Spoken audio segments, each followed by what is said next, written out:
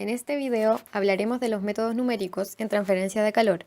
Aquí lo que buscamos es transformar nuestras ecuaciones diferenciales en un conjunto de ecuaciones algebraicas, logrando con esto que sea más fácil su resolución. Para hacer esto nos apoyamos en las series de Taylor. En la imagen se muestra cómo se aproximaría una función f usando series de Taylor y cómo se aproximaría la derivada de esta. Para el caso que nos compete de métodos numéricos se usan las expansiones de diferencias hacia adelante y expansión de diferencias hacia atrás, tal como se muestra en la imagen. Para ambos casos se utiliza el mismo delta x. De esta forma podemos sumar estas ecuaciones y conseguir lo que llamamos diferencias centradas, con la cual podemos aproximar la primera derivada. A partir de esa expresión, para la primera derivada podemos obtener una expansión para la segunda derivada, tal como se aprecia en la imagen. Ahora resolveremos un ejercicio. Ejercicio. Considera una pared de largo L y área transversal constante A, con una fuente de calor G de x igual a G sub 0 por x al cuadrado. En su extremo izquierdo se aplica un flujo de calor constante Q sub 0, mientras en su extremo derecho el valor de la temperatura se fija ante 2. Resuelve la ecuación de calor unidimensional estacionaria con método de discretización. Considere 3 nodos equidistantes y obtenga el valor de la temperatura en el centro de la pared, TL medios. Nuestros 3 nodos equidistantes corresponden a x igual a 0, x igual a L medios en el centro y x igual a L.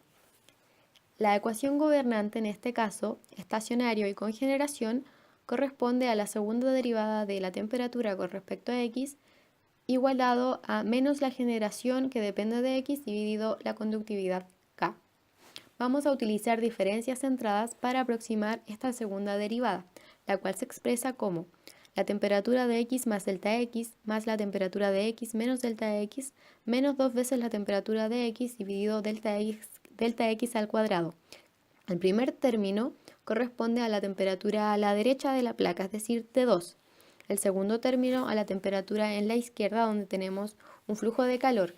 La temperatura en este punto la llamaremos T1, menos 2 veces la temperatura de delta x, que corresponde a la temperatura donde estoy evaluando, que en este caso sería el centro, la cual llamaremos Tin. Y todo esto dividido por mi delta x al cuadrado, que como ya dijimos es L medios.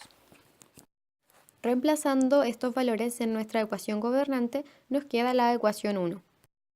Para el nodo derecho no necesitamos realizar una ecuación porque es una temperatura conocida, T2, pero para el nodo izquierdo es necesario realizar un balance de energía. Aquí tenemos un flujo que entra menos un flujo que sale más una generación igual a 0 porque es estado estacionario. El flujo que entra corresponde a Q sub 0 por área. El flujo que sale se determina por Fourier, es decir, es menos K por área por dten de x. Este dten de x se discretiza utilizando diferencias centradas para la primera derivada. Y luego la generación es G evaluada en 0 por A por delta x dividido 2.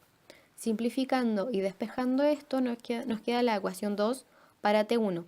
Esta ecuación se reemplazará en la ecuación 1. Reemplazando la ecuación 2 en la ecuación 1 y reemplazando los valores de la generación en 0 igual 0 y la generación en L medios igual a G sub 0 L medios al cuadrado, obtenemos una expresión para la temperatura en el centro de la pared. Por otro lado, sabemos que la ecuación analítica es la que está escrita en rojo. Como pueden ver, es bastante cercana a la que obtuvimos por método numérico, pero no es igual. Esto se debe a las limitaciones que tiene nuestro método. Una de ellas, por ejemplo, es que la fuente en realidad es variable dentro de un elemento de volumen asociado a un nodo. Nosotros tomamos un valor representativo para ella y con eso introdujimos un error. Esto se aprecia más claramente en el caso donde evaluamos la generación en 0. Aquí tomamos que el valor era 0, pero en realidad en la celda su valor es claramente distinto de 0 en cualquier lugar que no sea el borde. De todos modos, la aproximación es bastante cercana y es por esto que este método se sigue enseñando.